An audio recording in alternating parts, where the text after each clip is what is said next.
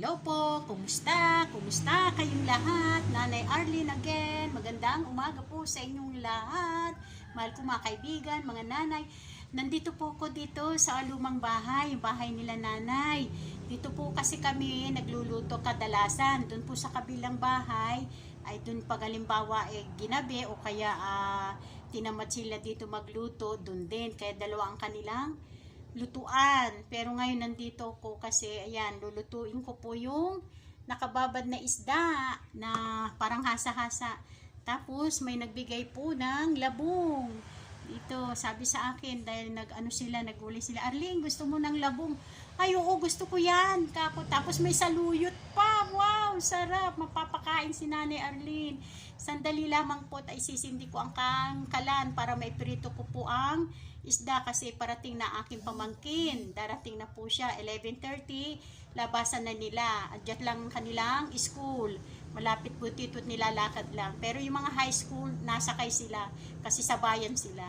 Sandali lamang at kami lang dalawa ng kapatid ko nandirito. Kaya sabi ko sa kapatid ko, ay ganito pala, pag naalis na sila, ikaw na lang mag-isa pala dito. Sabi ko sa kanya. Sandali lamang at lalaanin ko lang to, yung bigay sa akin na gulay.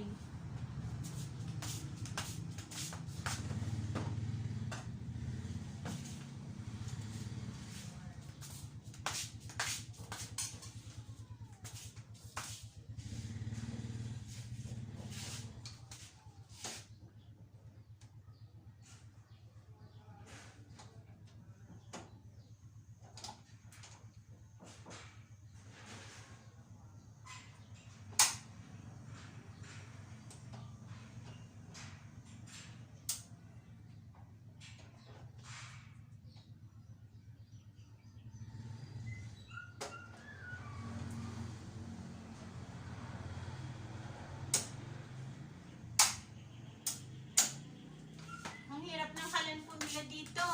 Sabi ko palitan na nila. Mahirap, kailangan gamitan mo siya ng plies.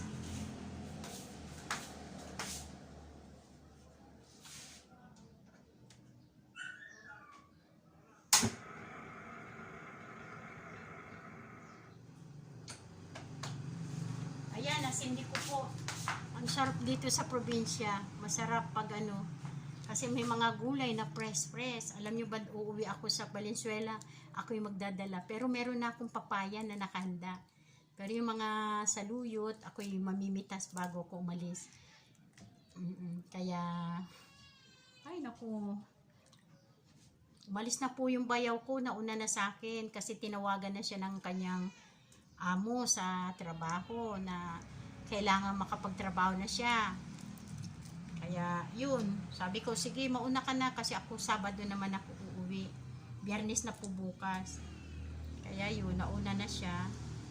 Sabi niya sa akin, ate mauna na ako sa iyo, gawa ng tinawagan na ako sa aming trabaho. O sige, walang problema, ikako sa kanya, mauna ka na. Kasi ako Sabado uuwi na ako. Aalis ako dito ng siguro hindi madaling araw, mga alas 5 na ng umaga. Para kasi wala naman akong dalang mabibigat gaano hindi naman gaano mabigat ang papaya saka saging na sandali lamang po.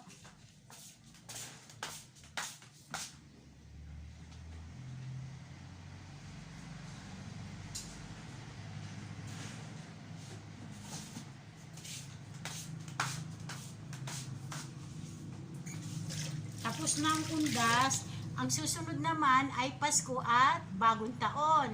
Yan ay nauwi na naman ng mga kababayan natin na nasa Maynila na siya naghahanap buhay. Nakakauwi lang naman tayo pag ganitong may mga okasyon, di ba po?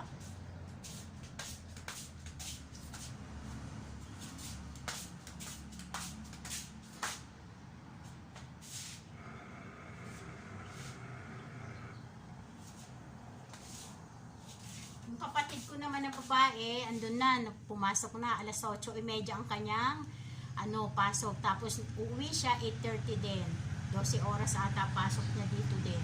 Diyan po siya sa Pure Gold. Kaya sabi niya, ate, gulayan mo ako dahil gusto ko yung mga ginugulay mo. Ayun, naggulay po ako ng sitaw.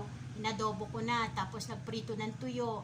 Tapos meron sila yung pangbaon naman sa mga anak niya. Alam niyo naman yung mga bata, 'di ba? Gusto mga yan, mga manok, yung hotdog, ganyan, 'di ba po? Kaya yun, tapos na.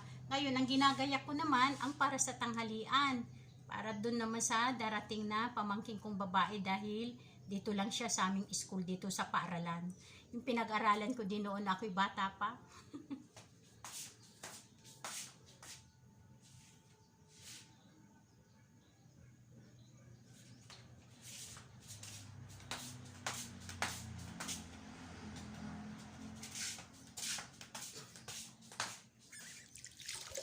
Habang nandito ko, di lulutuan ko po sila. Sabi sumayaw ng konti abang hinihintay natin uminit ang kawali ni Nanay Arlene.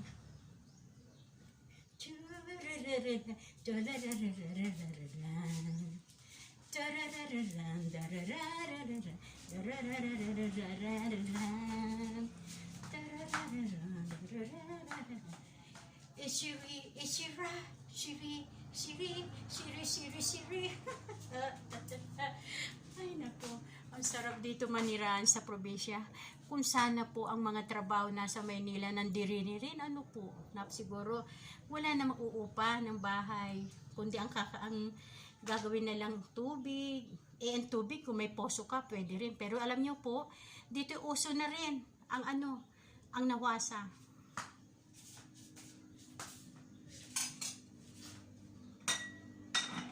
May kanin na po. Nakapagsaing na po kanina. Kasi yung sinaing kaninang umaga, binaon ng mag-iina. 3 sila nagbabaon.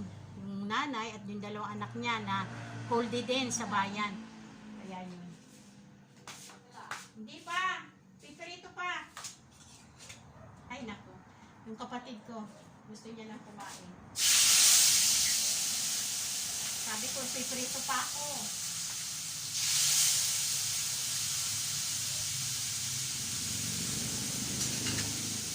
Gusto ng aking kapatid ay hindi pa ako uwi. Abay, sabi ko hindi naman pwede yun kasi may pamilya din akong naghintay doon. Ayaan yung balang araw ka ako makakapagtagal pa kung gusto ko pag nandito ko. Siyempre, nandito rin aking pamilya.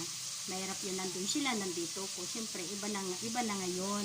May kanyang-kanyang pamilya na tayo, kako. Malpabigyan na kita, okay na yun sa'yo, kako. Nagpaintindihan ko din ang aking pamilya doon, ang aking mag-ama. Hanapin ako. Alam niyo ba yung tawag si DJ? At tanong na tanong kung kailan ako inauwi. Sabi ko, alam mo anak, Friday na bukas, hintay mo na ako dyan. Tapos sa kanya. At sasandukan ko na ang aking kapatid na nandun sa tinda na siya. Sabi niya, ate, kakain na ikako sa kanya. Nakasalang pa ang isda. O paano po, ingat-ingat po kayo ha, mahal ko mga kaibigan, mga nanay. Salamat po sa lahat na mga nagsusubscribe sa akin.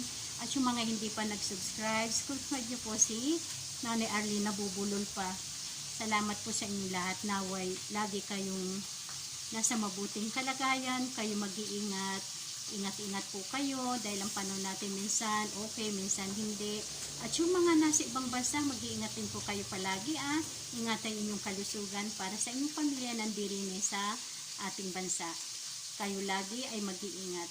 Maraming salamat po sa inyong lahat. Salamat sa lagi nanunubaybay at nanonood sa aking video.